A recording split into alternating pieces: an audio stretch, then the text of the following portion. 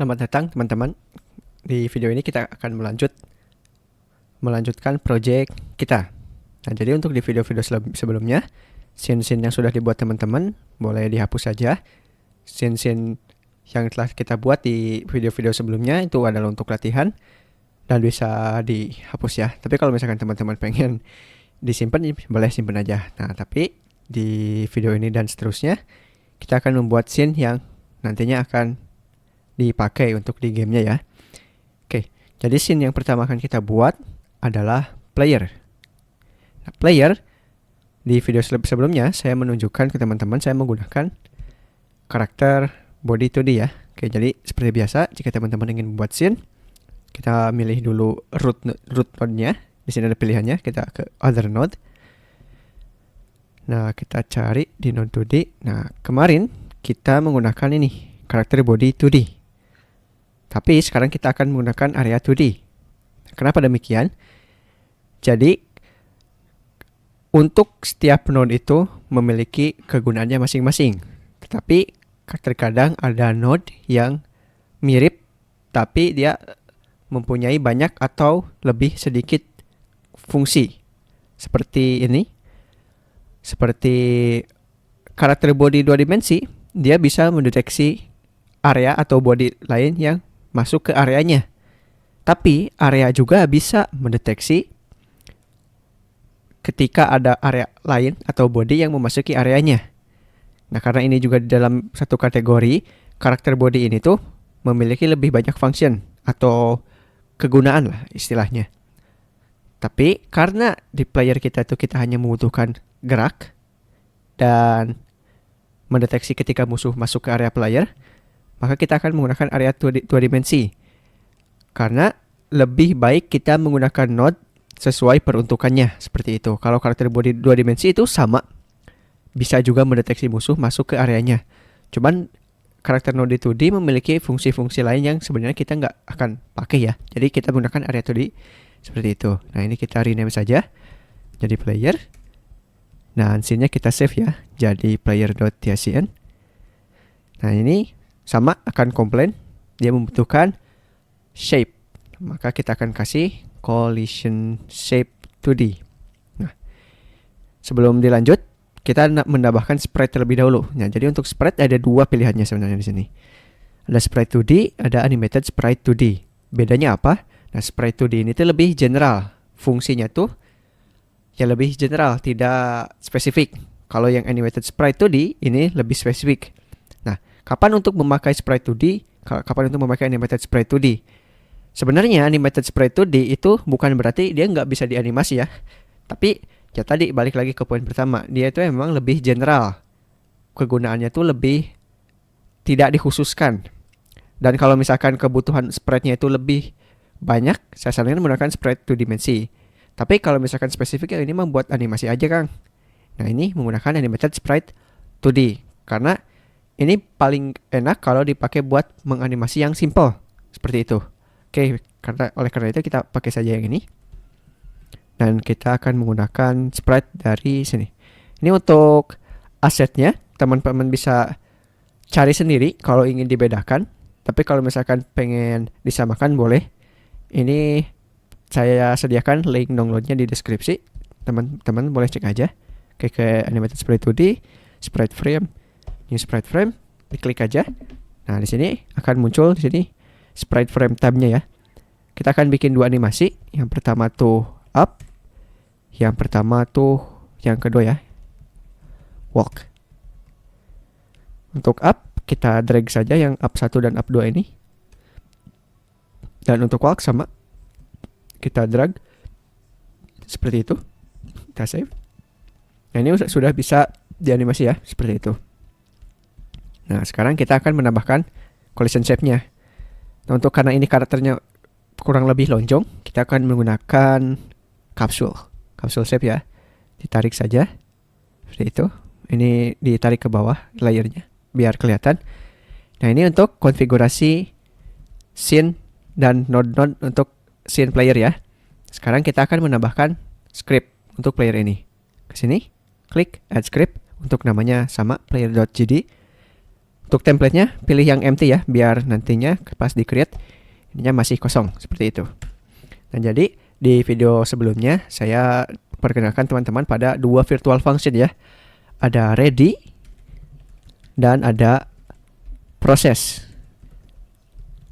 Ready ini dipanggil ketika sessionnya ready, dan proses itu dipanggil setiap frame ya teman-teman. Nah, sekarang saya akan mengenalkan teman-teman kepada virtual function yang ketiga yang akan kita gunakan, yaitu unhandled input event. Apa itu? Di sini ada unhandled input event. Ini maksudnya apa? Oke, saya akan jelaskan terlebih dahulu. Ini sama seperti virtual function lainnya. Function ini akan dipanggil ketika sesuatu. Nah, ini dipanggil ketika ada input yang terdeteksi di game kita. Misalkan kita print ada input. Kita save dan jalankan karakternya F6 ya. Nah, ketika saya menggeserkan mouse, nah di sini ada input atau saya mengetikkan sesuatu pada keyboard, maka akan di sini ada input seperti itu. Jadi simpelnya ketika ada input, mau itu mouse, keyboard dan lainnya, di sini akan terdeteksi sama unhandled input dan function ini akan dijalankan. Nah, ini event di sini yang dalam kurung parameter ini dia menjelaskan event apa yang baru saja kita lakukan. Kalau misalkan kita ini pas untuk penanda aja ya, untuk placeholder kita hapus. Kalau misalkan di sini print event dan kita play lagi, kan ada kan input event mouse motion, posisinya dan lainnya tuh di print. Memang ada datanya ketika saya pencet Q key ya, ada input event key code 01 atau Q. Nah, kayak gitu. Nah, seperti itu ya teman-teman. Jadi ini virtual function yang akan dipanggil ketika ada input terdeteksi di game kita. Nah, sebenarnya untuk virtual event input tuh ada beberapa macam. Ada input biasa, ada input event, ada unhandled key input, dan berbagai macam juga. Nah, kenapa dianjurkan menggunakan unhandled input? Jadi, kalau misalkan kita cek di dokumentasi Godotnya, itu ada yang namanya input propagation ya, Godot input propagation. Teman-teman sekalian latihan teman-teman buat baca dokumentasi juga. Input propagation ini tuh istilahnya, nah ini urutan si input ini ditangkap oleh Godot. Ya, seperti ini. Dari mulai yang paling pertama sampai yang paling akhir tuh picking event, dan unhandled input event itu hampir yang paling terakhir. Nah, kenapa? Jadi ini tuh hanya dijalankan ketika si eventnya tuh nggak ada yang memproses. Nah, balik lagi ke grafik ini. Nah, di sini ada input event biasa, ada GUI event. Terus yang ini unhandled input event. Jadi, misalkan kita memencet huruf J dan si eventnya itu di-handle atau dimakan oleh input event, maka si event itu tidak akan dilanjut ke sini, akan berakhir di input event. Nah, kenapa ini perlu dipertimbangkan dan dapat berguna juga? Karena contohnya teman-teman, ketika teman-teman membuat game dan ada UI-nya, ada GUI-nya, Graphical User Interface atau HUD ya, itu ada pencetan atau tombol yang emang teman-teman buat masuk ke UI, bukan buat mengkontrol sisanya. Dan di sini UI itu punya prioritas. Ketika teman-teman misalkan mau skill 1 mencet key, itu tuh akan ditangkap sama UI dan sama UI diproses dan tidak dilanjutkan ke yang lainnya. Seperti itu. Jadi maksudnya pakai unhandled input itu ketika emang tidak ditangkap sama UI ataupun yang lainnya, barulah kita proses. Seperti itu kurang lebihnya. Nah, ini bisa kita gunakan untuk menggerakkan player kita. Seperti itu. Nah, ini kita langsung coba aja. Jadi bagaimana cara menggerakkan player? Nah, si player punya 3 node nih. Area 2 dimensi, sprite, sama collision. Dan karena kalau kita cek di documentation-nya, semua node ini menginherit dari node 2D, dan node 2D mempunyai position, maka secara teknis semua ini kita bisa gerakan satu-satu. Ini kita bisa gerakan, ini kita bisa gerakan dengan mengganti X dan Y-nya. Cuman ketika kita berbicara dalam suatu scene, itu kita harus menggerakkan parent-nya. Karena parent-nya ini node player, ketika node player-nya bergerak, semua child-nya atau children-nya akan ikut bergerak. Oleh karena itu, yang akan kita gerakan itu adalah node area 2 dimensi ini. Nah, ketika kita kembali ke tab script, misalkan kita bisa cek if event.is action press. Nah, di sini ada beberapa pilihan yang sudah di-set. Misalkan ada UI down. Ini tuh arah bawah ya. Ketika kita mencet arah bawah, misalkan, maka kita ingin merubah posisi X-nya, global position atau position. Kita global position aja.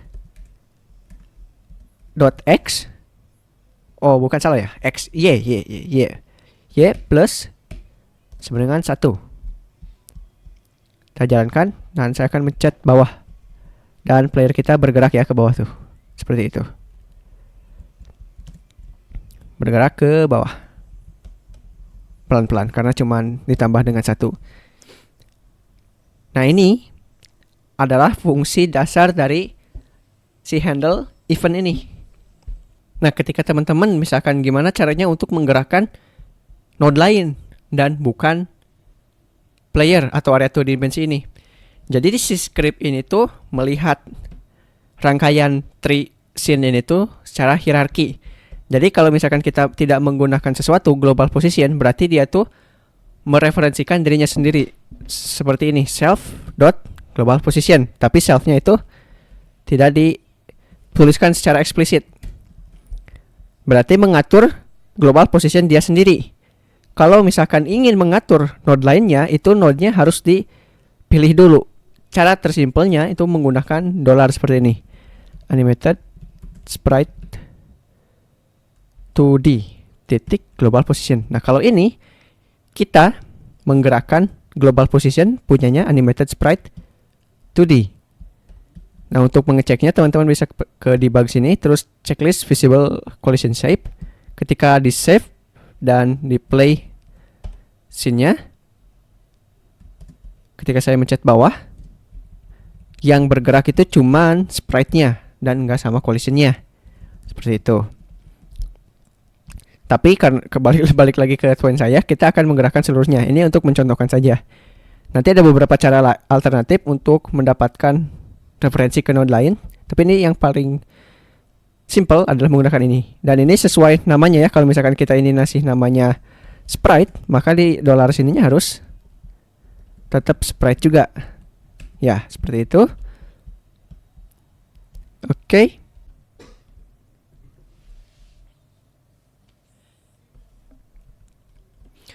Jika teman-teman amati, kita mempunyai sebuah masalah, yaitu ketika kita play gamenya dan katakanlah kita mencet bawah, kita tidak bisa menekannya, harus terus-terusan dipencet ya, baru bisa ke bawah. Dan ini biasanya nggak kayak gini ya, lebih ditekan lurus melaju ke bawah. Nah, jadi ada beberapa cara untuk membuatnya seperti itu. Jadi yang pertama itu kita menggunakan proses function. Jadi selain menggunakan unhandled input, ada juga namanya input class ya di sini. Bisa is action press sama UI down. Di sini sama juga. Kita akan paste ini ya, disamakan kodenya. Oh, kita kekurangan if ya di sini. Dan ketika di play, Sebentar, ada S-nya. Dan ketika di play, ketika kita pencet bawah ya, akan lurus ke bawah. Nah, kenapa demikian? Karena untuk proses function ini beda dengan unhandled input. Kalau unhandled input, itu setiap ada input yang terbaca di game kita. Berarti ketika tekan tombol, ketika tombolnya dilepas, ketika mouse gerak, dan lainnya. Untuk proses ini, proses function ini, dijalankan setiap frame. Seperti yang saya sudah bilang. Jadi, bakal terus-terusan ke bawah. Nah, tapi ini kurang ideal. Kenapa kurang ideal? Ya, karena proses function itu dipanggil setiap frame. Dan setiap frame itu ngecek apakah lagi mencet bawah. Sebenarnya ini kurang ideal yang pertama itu. Yang kedua tuh emang seharusnya sih dipisah ya. Kalau untuk input itu dipisah ke bagian input. Walaupun simpelnya bisa dibuat seperti ini. Nah, jadi solusi yang akan kita gunakan adalah seperti apa? Kita akan buat modular ya istilahnya. Tapi tetap akan menggunakan proses function. Ini kita tandain pakai pas terlebih dahulu biar tidak error. Nah, sini saya akan membuat beberapa variabel. Yang pertama adalah speed.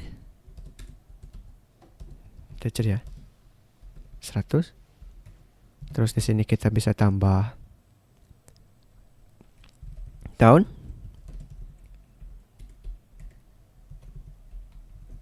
Ini kita set ke 0. Nanti akan saya jelaskan ya kenapa. Up.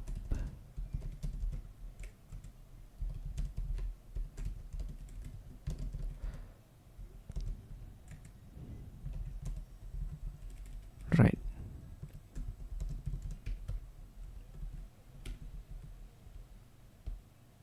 Nah, seperti ini.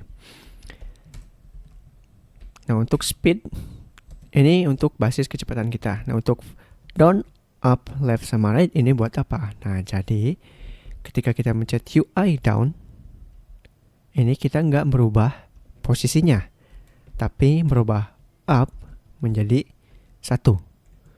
Nah, di sini tambah lagi if event is action release di sini sama UI down. Sini up-nya kita rubah jadi 0 lagi. Nah, ini kalau misalkan yang udah pengalaman akan mulai ngeh, tapi kita akan lanjut terlebih dahulu. Nah, di proses function global positionnya yang pertama X-nya ini Y ya, Y plus sama dengan up dikali speednya kita kurangin deh 10. Kita play. Bukan up ya, segala. Ini down. Sorry. Ini down. Kita save. Jalankan.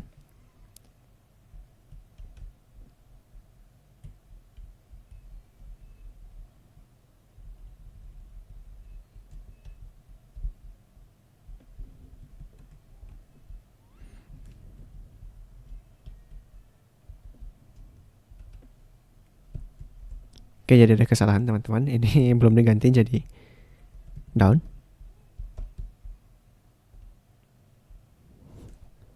Nah, ketika kita tekan, sekarang akan menjadi lurus ke bawah. Nah, saya akan jelaskan terlebih dahulu. Jadi di proses function ini, Y-nya akan ditambah down dikali speed. Speed ini tetap 100 ya, 10 ya.